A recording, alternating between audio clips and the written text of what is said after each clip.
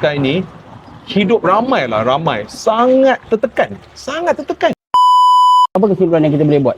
Buku agama dengan Al-Quran tadi, dengan buku motivasi barat tadi, apa yang boleh tuan simpulkan? That's why buku Ustaz sangat penting. Di mana Ustaz cakap, baca. Kita kena baca sebab sekarang ni selagi hidup kita keras, selagi itulah kita kena berusaha. Tetapi kalau kita usaha tanpa ilmu, ibarat kita berpusing-pusing dalam satu bulatan. Kita tak pergi mana-mana. So that's why membaca tu, jujur saya cakap, apabila saya baca buku Ustaz, saya rasa lega. Sebab memang sekarang ni hidup ramai, sangat tertekan.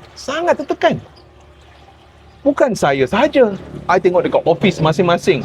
Nak bayar loan kereta tak boleh, nak bayar untuk buku sekolah pun tak boleh. Sekarang zaman yuran sekolah. Yuran sekolah kan. So, that's why yang penting tu kita kena tawakal. Tapi sebelum kita tawakal, kita kena ambil tindak balas. So, bagaimana kita boleh ambil tindak balas yang efektif? Dengan membaca buku. So, that's why apabila saya baca buku Ustaz, saya rasa lega. Seolah-olah saya dapat rahsia bagaimana untuk berjaya untuk tahun ini.